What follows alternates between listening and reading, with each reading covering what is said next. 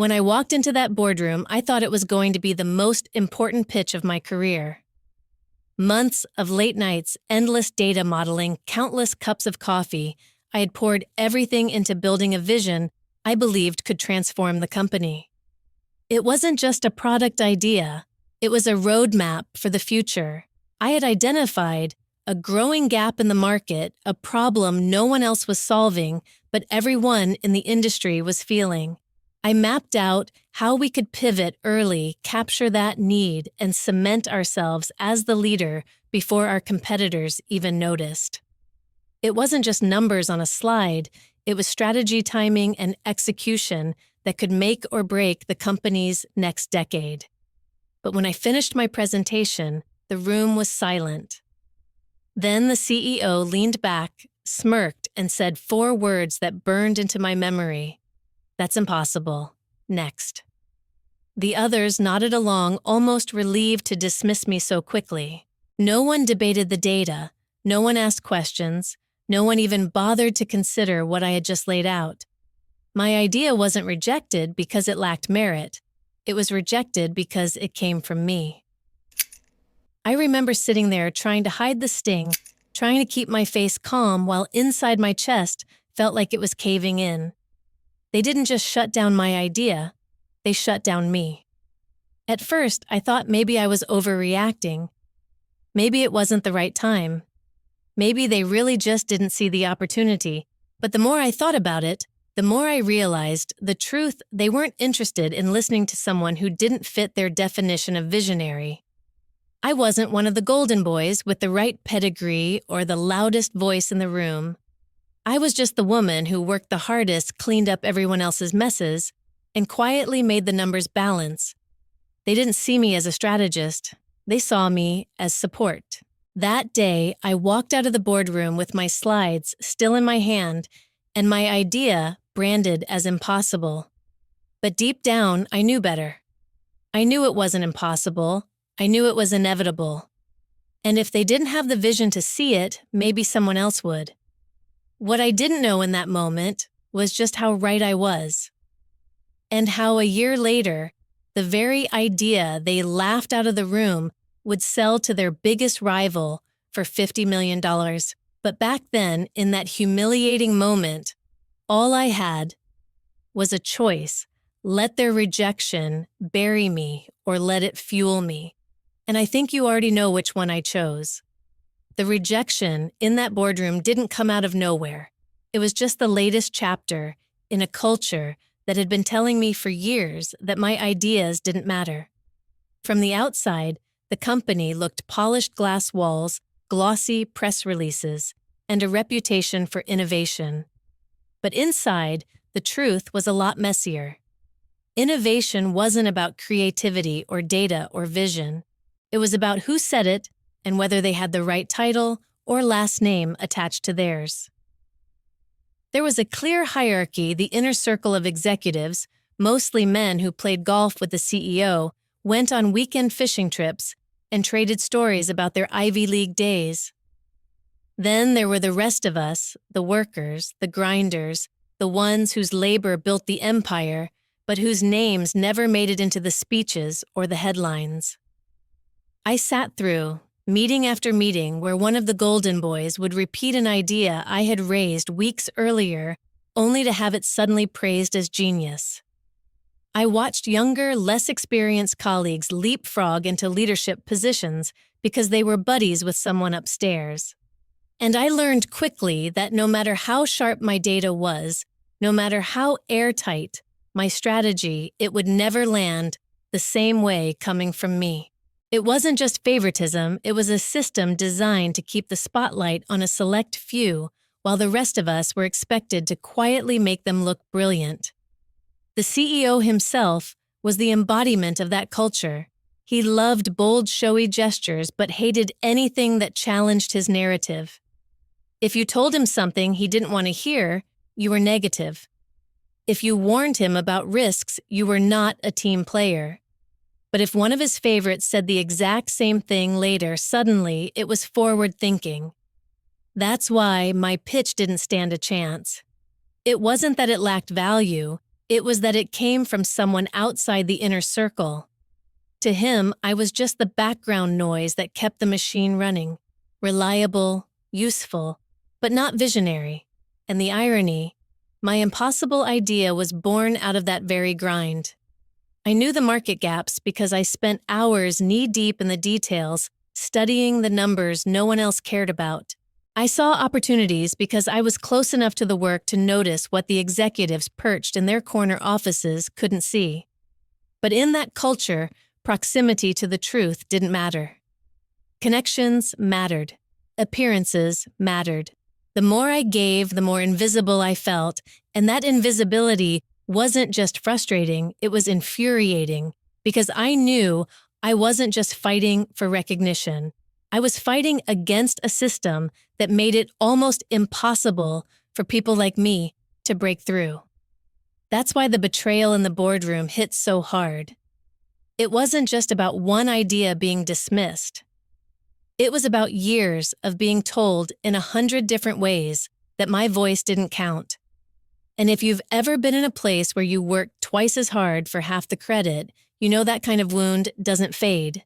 It festers, it builds, until one day it explodes. The breaking moment didn't happen in private. It wasn't a quiet dismissal or a simple no. It happened under the bright fluorescent lights of the executive conference room with every leader in the company watching. I'd polished my deck for weeks, refining every detail. My numbers were airtight, the market research undeniable.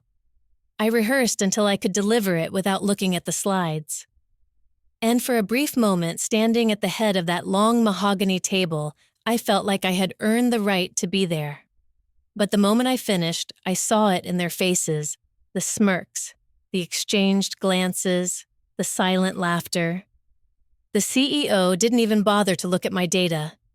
He leaned back, arms crossed, and asked, "Do you really expect us to believe this?" The room erupted in chuckles. One of the VPs, someone who had built his career parroting other people's work, piled on, "That's not strategy, that's science fiction." Another added, "Sounds like someone's been watching too many TED Talks." The sting wasn't just in the words, it was in the way no one defended me. Not one person in that room spoke up, even the ones I knew respected my work. They were too busy protecting themselves, too afraid of being associated with something the CEO had already marked as a joke. I stood there, feeling my cheeks burn, the weight of humiliation pressing down on me. Every instinct screamed at me to argue back, to defend my numbers, to prove them wrong. But I knew how that would go. I'd be branded as difficult as someone who couldn't let things go. So I swallowed. My pride clicked through the rest of my slides in silence and sat down. The CEO wrapped it up with a dismissive flourish. "All right, thanks for your enthusiasm, but let's focus on real opportunities. Next presentation." And just like that, my months of work were erased with a laugh. But what they didn't realize was that their laughter lit something in me. That moment of public humiliation was the point of no return. It wasn't just about an idea anymore, it was about dignity, about self-respect, about proving that I wasn't the joke they thought I was. I walked out of that room numb, but inside, something had shifted. If they weren't going to take me seriously, then I would find someone who would. And when I did, it wouldn't just be about getting credit, it would be about showing them how costly their arrogance could be. That was the day I stopped being their employee and started becoming something else entirely. That was the day the seed of revenge was planted. After that humiliating meeting, I could have quit. Honestly, most people would have. But I've never been the kind of person to walk away just because someone told me I wasn't enough. If anything, their laughter made me sharper, more determined. I went quiet, but I didn't stop. While my coworkers spent happy hours kissing up to executives, I was buried in research. Nights and weekends became my sanctuary. I refined the model, stress-tested the assumptions, and ran scenario after scenario until I knew, without a shadow of a doubt, that my idea wasn't just viable, it was bulletproof. The trick was learning to play invisible. At work, I stayed in my lane. I delivered my tasks, smiled when expected, and nodded in meetings as if nothing was wrong. I didn't mention the idea again, not even to the colleagues I trusted. I knew better leaks happened, and I wasn't going to hand anyone the chance to steal my vision. But outside of those office walls, I started planting seeds. I reconnected with old contacts from grad school who had moved into venture capital. I grabbed coffee with industry analysts and casually floated questions, never tipping my full hand, but enough to gauge interest. I followed competitors, closely studying where they were blind, and slowly started to see which rival might be desperate enough to take a swing. And all the while, I documented everything. My research files, my models, my market analysis, they were mine. I didn't use company resources. I built it all on my own time, with my own tools. No one could accuse me of stealing something that had been theirs, because the truth was they had never claimed it. They'd laughed it out of the room.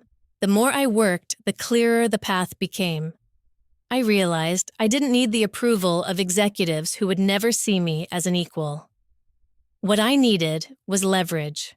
And leverage doesn't come from begging for a seat at the table. It comes from building your own table and letting others fight for a seat. Still, it wasn't easy. There were nights I stared at my laptop, wondering if I was being foolish, if they had been right all along. But every time doubt crept in, I thought back to that boardroom, to the smirks, the laughter, the dismissal. That memory burned hot enough to keep me moving. By the time a year had passed, I wasn't just sitting on an idea. I was sitting on a plan. A rival company, one of our fiercest competitors, had been struggling to innovate. They were hungry, desperate, and willing to listen. All I had to do was decide when to pull the trigger. And when I finally did, everything would change overnight. The moment came faster than I expected. The rival company, leaner, hungrier, and a lot less arrogant, finally agreed to hear me out. I walked into their headquarters with the same deck I had once presented in my own boardroom, except this time it wasn't just slides. It was a refined business case, backed by a year's worth of market validation and bulletproof modeling. Instead of smirks, I saw curiosity. Instead of laughter, I heard questions, real ones. They challenged my assumptions, pushed back on my projections, but not once did they dismiss me. By the end of that first meeting, I knew I'd found what my old company never gave me: respect. Negotiations moved quickly. They didn't just want to buy the idea, they wanted me to lead its execution. And they were willing to pay big for it. When the contract was finalized, the number on the page almost didn't feel real: $50 million. That was the moment I realized I had won. Not just because of the money, but because of what it represented. The impossible idea they laughed out of the room had become a market-defining strategy for their competitor. Word spread like wildfire. Within weeks, trade journals and industry blogs were writing about the bold new direction my rival was taking and quoting me as the architect behind it. My name, the one they had ignored for years, was suddenly everywhere. And the best part, my old company couldn't ignore it. They couldn't spin it. They couldn't bury it. They had to sit back and watch as their biggest competitor prepared to eat their lunch with the exact idea they had dismissed as a joke. I'll never forget the first time I saw the CEO's face at a conference after the news broke. He avoided eye contact, his usual swagger gone. He knew, everyone knew, the woman he had called unrealistic had just outplayed him on the biggest stage. For the first time in my career, I wasn't the one on the sidelines. I was at the center. It wasn't petty satisfaction, it was vindication. Every late night, every ignored comment, every stolen idea I'd endured had led to this exact moment. And standing there, watching the executives who once ridiculed me scramble to contain the damage, I realized something powerful. They hadn't rejected my idea because it was impossible. They rejected it because it hadn't come from them. And now it was the very thing that might break them. Overnight, the power dynamic had flipped. And I wasn't done yet.